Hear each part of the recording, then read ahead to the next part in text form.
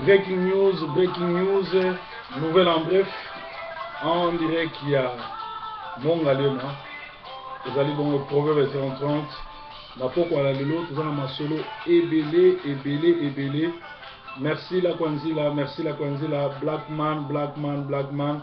Toza ba Black man, tokosala nini na mokili oyo, toyeko kuta mboka na biso, ezali bongo na se ya makambo ebele, na se ya bowumbu, na se ya makambo ebele, esengeli mwana mboka abundela mboka na ye. Alors, nouvelle en bref, na lingala, tosala yango na lingala, po lingala ezali monoko na biso, pe tolinga ko valoriser monoko na biso, ndenge bandibu balobaka kimundibu partout bakendaka. Do biso pe bato ya mangala tozala fier na ko valoriser monoko na biso. Tokoki kosala yango na français, tokoki kosala yango na lingala, tokoki kosala yango na kikongo ou bien na anglais ou bien na germany na kiallemand, mais lingala nouvelle en bref ezali vraiment pour na bato na lingala. Merci Sero Benaginga olobi olingi pe ezaka na français. Oui, tozomi pesa ba sacrifice pour nous représenter ba journal oyo. Alors, vous soutenez la biso, boyaka beaucoup plus na ba blamte, vous soutenez la biso, atana misolo na bino pour to son la caméra, to son blog révélé, to na prière, mais boyaka te neti na ba injection et vous avez mal à monter. Alors, tous ali bongo, on dirait qu'il y a nouvelle en bref. Alors, élection et kozala te na 2016, ba Rwandais bazolinga Kabila asala glissement, c'est-à-dire aluka moyen nyonso ya prolonger mandat na ye na nko, to akoti sa guerre civile, to akoti sa guerre civile, ou to lobi guerre civile, akoti sa guerre civile, to asala transition moko avec un Rwandais lokola Ruberwa, Kengo ou Kamere na pouvoir, donc ba asala transition, ou un Congolais rwandalisé lokola Moïse Katumbi oyo pe ba origine na eza douteze bazala wana me biso to salelo monter parce que sengeli boy na Congo 90% ya bakonzi ya ba poste nyonso eza dirigé par des Rwandais, kaka 10% eza pona ba Congolais bango moko. Alors eza mawaming pona biso ba Congolais et loko moko to ko sala ezali kaka soulèvement populaire nde kotindika ba Congolais ba benga na ba Rwandais ba récupérer mboka. Local news awa na Manchester, Pasteur Anthony mwasi na ye akangi ye Pasteur Anthony na mondimi moko na kombo ya Yolande na ndako na ye bagarre elekaki makasi, mwasi Anthony abeti mwana mwasi wana pe balobi Pasteur Anthony aza le pasteur le plus dangereux à Manchester ou aza champion ya kobima na basi ya bato. Manchester mombese ba dossier wana Papa Lando P a confirmé en gros. Alors, breaking news, local news toujours dans Londres. Baina Kimaiko ya Manchester samedi Oyo. A kanisa qui est prouvé ba quitter la salle avec Onction Samson. Or que mon que ça peut être un conseil. Ba tout soit peut être conseil ba bagi so qui a des réunion. Maramwana na salle telo moté à Kimaki.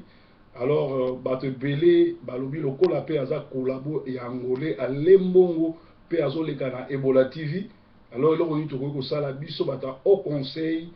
ba sympathisant pe ba kambia au conseil photo ça qui est pour aza collabo pe toloba qui est tende to sakaki Albert Mukendi waza moko ba fondateur pe batunyo surtout bazo zela ale kana TV a prononcé Afghanistan.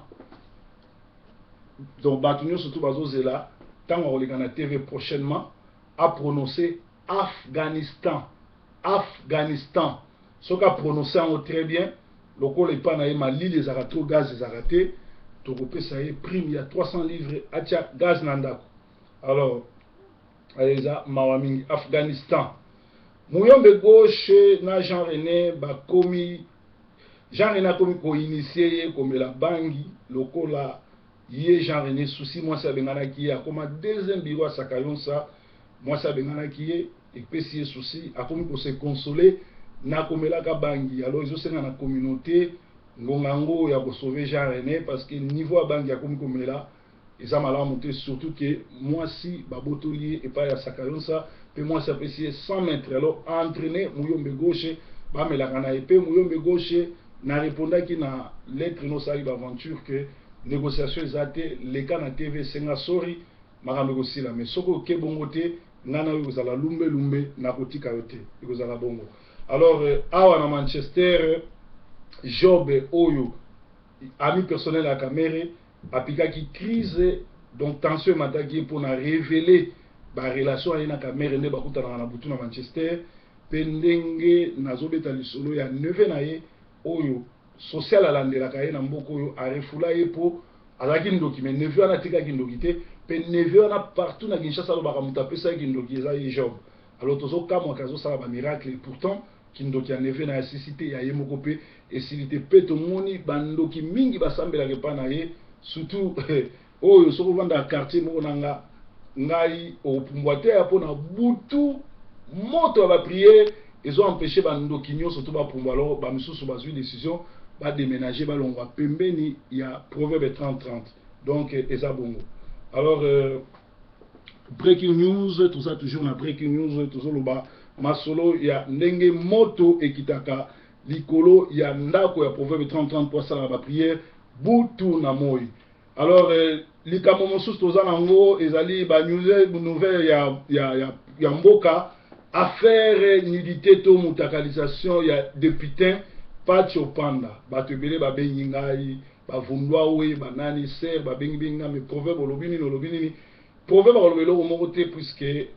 Pacho Panda d'ailleurs na poto bana Belgique bayebi ki azali kolandane wera pe wera mutu intronisaye wera mutu intronisaye pe wera mutu akomisa député do aza député ya wera omoni na Kinshasa wana ba député ya Joseph Bazali ba député ya wera Bazali ba député ya nani ya Olive Bazali neti Zakli mutunanga Zakari aza député ya Olive tala kutu akomi kolata lokola bubanza les grands matyrins. C'est-à-dire que Zakari a comment kolata lokola bubanza boka chemise à rouge cravate ya chocolat pantalon ya vert et koti donc a copier bubanza à 100%, c'est-à-dire matyrins. Alors bon mon abino moko donc Pacho Panda azana député à Wera, c'est-à-dire azo se comporter lokola tala lokola un vrai musicien. Il faut ça la bilo bandengwana donc rien à dire et là c'est que normalement ceux qui Congo ezali ki mboka moko zo respecter ba loi nango mboka moko oyo ezali na président moko oyo azali respectable o ayebi ba kobattre la constitution mboka fallait yé ba suspendre yé ou à démissionner mais le ko les allons ba mentir et oleka na ndengwana donc ezali ndengwana a copier na bobanza les matyrins. Les disciples de Kamere, très dessus par leur leader qui les a promis qu'il sera le prochain président du Congo. Mais Kamere s'est distingué dans des bêtises. Il a trop couru, c'est-à-dire il a parlé dans des radios, il a fait des interviews qui n'ont abouti à rien parce que Kamere s'est comporté comme les GECO. Chez nous, en Lingala, on dit Moussele Kete Aleka Wenzepona Mbando. Kamere quiti ya pouvoir, soif au pouvoir, et tindaki ye aloba biloba loba, et tindaki ye asala au salate excès des ailes, bon nimelanga na komo na yesu Kamere akotikala kokomaka jamais président Congo, à moins qu'il y ait la Burundi ou bien Uganda ou bien Kigali kuna akoyi kozala un jour président. En tout cas na Congo, et kosimba tepe ba disciple na ye ba komi déjà découragé pour ba monique akozwa bokonzete. Alors na niveau à Kinshasa Marie Misambu Amélie, Marie Misambu, on a belaka, Marie Musambu Amélie, ba musicien na mbongo, pe ba musicien on a ba bengani en orchestre. Donc Marie Musambu a sa premier leader au ba musicien ba bengani en orchestre parce que Amélie ba mbongo likolo ya ba kwiti ya lopipi amesana komela lopipi mingi pe ayebi ko respecter ba musicien na été Amélie ba mbongo ba ndeki tourner Brazzaville, orchestre mon ba longwe donc ba longo lié pe bango ba continuer na ngongo ba jeune wana bazo travailler très bien en Angola mais malheureusement bazo beta na bango musique ya Pepe Kale, c'est-à-dire bazo beta na bango musique ya mokili mais ba kanisi ke bazo salela nzambe neti ba musicien ebele donc mawa mingi. Alors Kinshasa ba mama ba koma ko bika na sima ya koteka mapa ko bikisa famille na koteka mapa ba mama na soki ba bimite so ba teki mapa te ba koteka malala ba koteka kwanga yango zo bikisa bana. donc comment mawamingi entre temps mboka mobimba et comment vivre sur la distraction to loisir na loisir et bandaki na distraction ya Kofi Olomide na moko ya ba porte-parole to moko ya ba atalaku ya wenge, c'est-à-dire la distraction ngo monaki dernièrement Kofi Olomide akendaki na primature kobeta matolo po a joué un rôle à côté distraction. Alors là aussi les côtés dossier ça là aussi la côté dossier il y a distraction même mutu son rôle sous na tribunal, mais tribunal a solo to c'est la il y a génocidé Kabila où a boumi plus de 28 millions de Congolais où azali étrangers en Mboka a infiltré Congo yemoka za ba chef ba M23 qui le to éviter tribunal naï et ubanda mukoloni, donc eza mawamingi ikola ba tribunal surtout à sala vrai mutu ako diriger Congo ako uta na diaspora so bolingi Congo ebonga Congo ekota na ba concert à la grande nation Congo ezonge la place ezaki liboso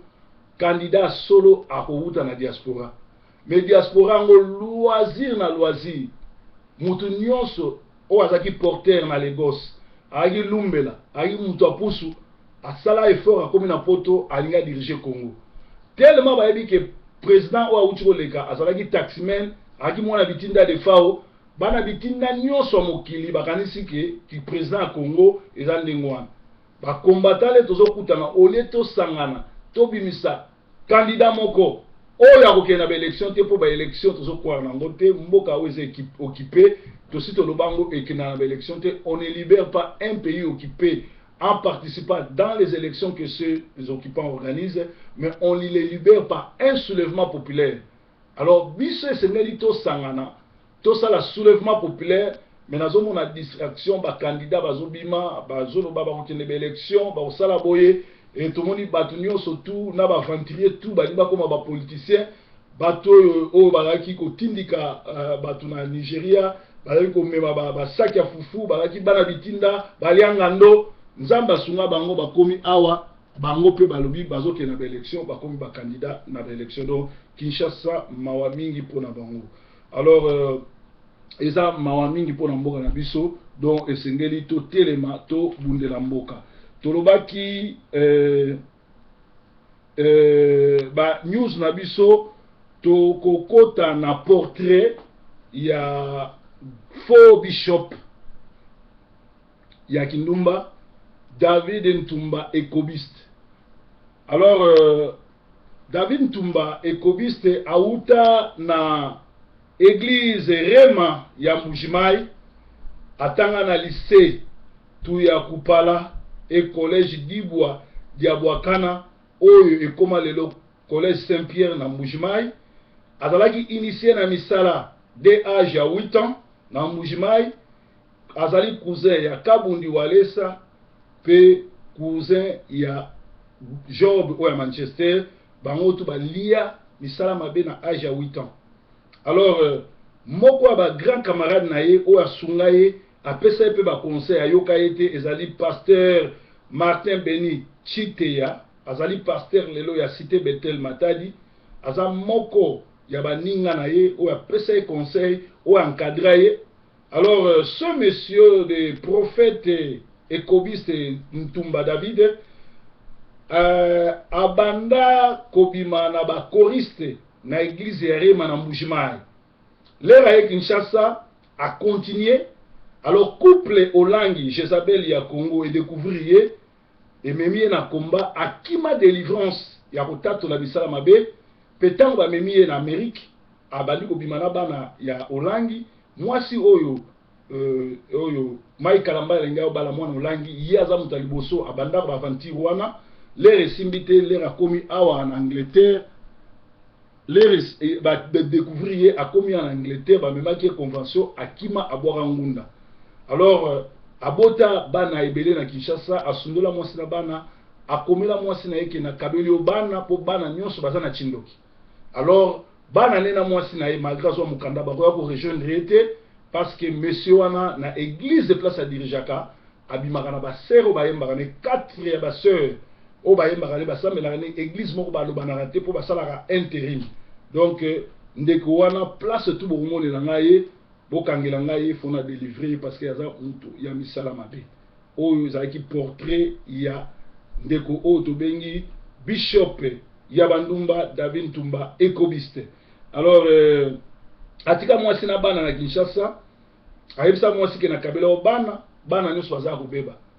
botuna ye avandi plus de 10 ans en Angleterre ali kobala te amisepelisaka ndenge nini et comment azoteya sango malamu me bana na ye bakoma kobeta miziki na babalabala na nzela kobina kosenga bambongo me awa alobi azali char de l'éternel aza moyemi na nzambe azali pasteur azoleka meme na ba TV donc ezali mawa mingi na makambo ezoleka na mboka oyo tolobaki biso ba congolais totelema tobundela mboka parce que ndenge makambo ezotambola ba rwandais bazosala nyonso tu guerre civile ekota na mboka po balingi baélection esalama te balingi Kabila a continue kotia ba distraction yango wana to soutenir bayembi lokola la kwanzila na banzembo na ye. Alors lelo oyo bato ebele babenginga balobi bibi oyo alekaka na TV Ebola TV azalaki mpe matango don aza mpe envoûté fo aleka na délivrance annoncer que Aris azosonga la TV wana na bengi Aris tosolo na ye nefse Aris bato balingako mingi oza na tina koko Aris ozonga na chaîne wana te en tout cas ozonga sukuna te komeka okende te parce que bienvenue aza lokola ndenge tolobaka moto azwi sida azolinga kokufa ye moko te. Alors Aris alobi apropose nga bambongo to tunga yebise Aris ngana ekanga baproposa biso bafutaka biso 1000 livres par mois toboya kokende po toyebi ke chaîne wana eza ya bakolabo eza chaîne ya PPRD komeka kokende te. Alors napesaki Aris conseil na uti opesa ye kala mingi te soki bomoni ye na TV nga na si napesa ye conseil soki akoyokanga malamu soki ayoki nga te en tout cas etali eza problème na nga te. Alors tokosilisa breaking news to nouvelle en bref ya journal lelo na koseka vie Kisombe Kiaki Mwisi à l'époque ministre ya sport ya Congo à l'époque ezaki Zaïre ba Léopard bazoki nous représenter Congo na Coupe d'Afrique des Nations je crois ezaki na Sénégal rassembler ba joueurs na veille ya départ azo sabango bozali ba dilte bokende kuna bosala ki adultère Kisombe ministre ya sport asangisi ba Léopard bazoki représenter mboka na Sénégal na Coupe d'Afrique des Nations je crois Sénégal ou bien Cameroun ou na Maroc ou bien na Tunisie je nazo ba sou mboka te mais mboka ba mboka wana ayisi bango toyebi bien que boza mikolo ndenge bozokende kuna bolakisa ki adultère na bino bobeta bale malamu botia ba biebele bolakisa ki adultère pa ba fona